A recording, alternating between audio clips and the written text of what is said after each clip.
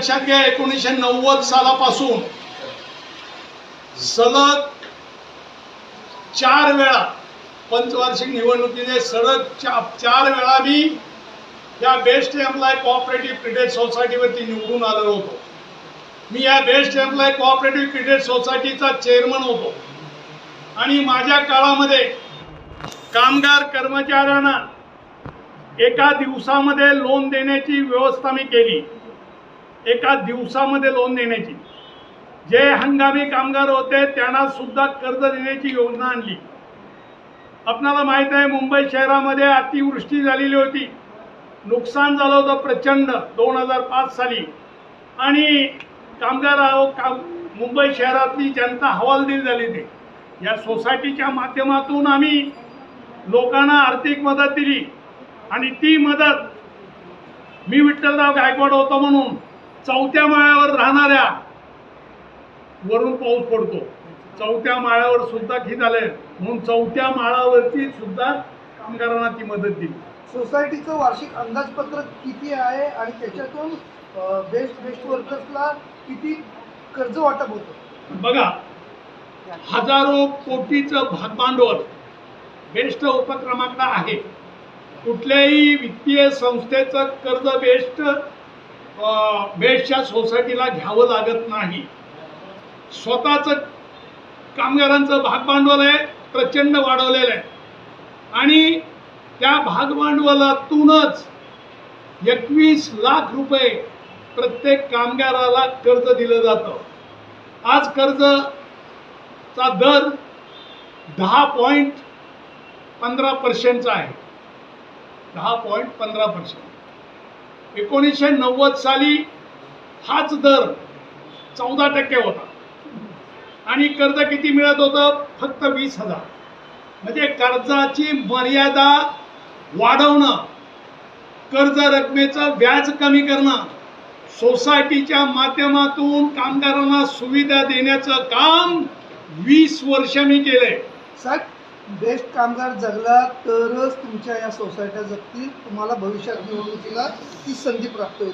आज बेस्ट कामगार देशोधडीला लागण्याच्या परिस्थिती आहेत. बेस्ट बसेस कॉन्ट्रॅक्टवरती घेत आहेत, बरोबर का? मातोश्री संस्था आहे, डागा आहे, अशा वेगवेगळ्या संस्था संघटनेच्या माध्यमातून त्या बसेस मुंबईत चालल्यात. ऐका ना सर, हा बेस्टमध्ये नवीन भरती होत नाही आहे, बरोबर?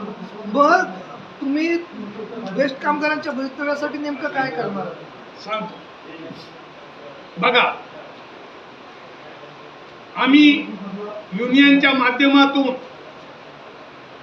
बेस्ट प्रशासनाच्या विरोधात 33 दावे दाखल केले. औद्योगिक न्यायालयामध्ये, उच्च न्यायालयामध्ये. खाजगीकरण, कंत्राटी पद्धत या विरोधात दावे दाखल केले.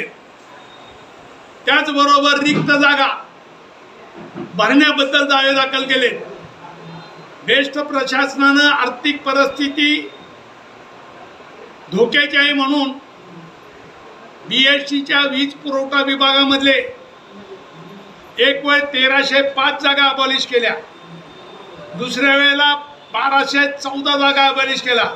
या विरोधात मी कोर्टामध्ये धाव घेतली. कोर्टामध्ये दावा आता निकाल लागेल. साहेब, मुंबई महानगरपालिकेचं बजेट 70,000 कोटींपेक्षा जास्त आहे, बरोबर? हो. मग बेस्टला महानगरपालिकेमध्ये मर्ज करण्यासाठी किंवा विलीनीकरण करण्यासाठी आपल्याकडून नेमके काय प्रयत्न होते? देखो, आम्ही आयुक्तांना सांगितलंय, बेस्ट महापालिका आयुक्तांना सांगितलंय, मुंबई महानगरपालिकेचा कायदा 1999 सुधारित कायदा अंतर्गत बेस्ट उपक्रमाचा कामगार येतो. आता या महानगरपालिकेच्या कायद्याअंतर्गत अशी तरतूद आहे की बेस्ट उपक्रमाला जर आर्थिक संकटात असेल तर मुंबईतल्या जनतेला सेवा देणारी संस्था आहे वीज पुरवठा आणि परिवहन म्हणून मुंबई महानगरपालिकेचा कायद्यामध्ये ह्या संस्थेला आर्थिक मदत केली पाहिजे आणि ती बिना व्याजी अशी तरतूद आहे. आज मुंबई महानगरपालिकेकडे कोट्यावधी रुपयाच्या ठेवी आहेत आणि मुंबई महानगरपालिका बेस्टला मदत करीत नाही.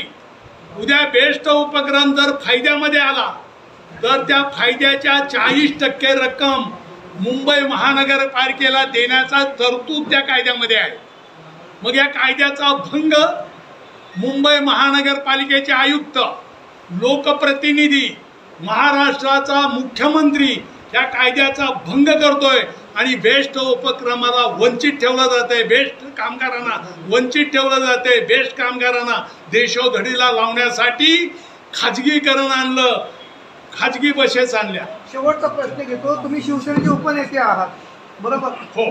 मग तीच शिवसेनेची बेस्ट कामगार सेना ही निवडणूक लढवते, हो बरं, आणि तुम्ही लढवता, मग विरोधाभास नाही वाटत का?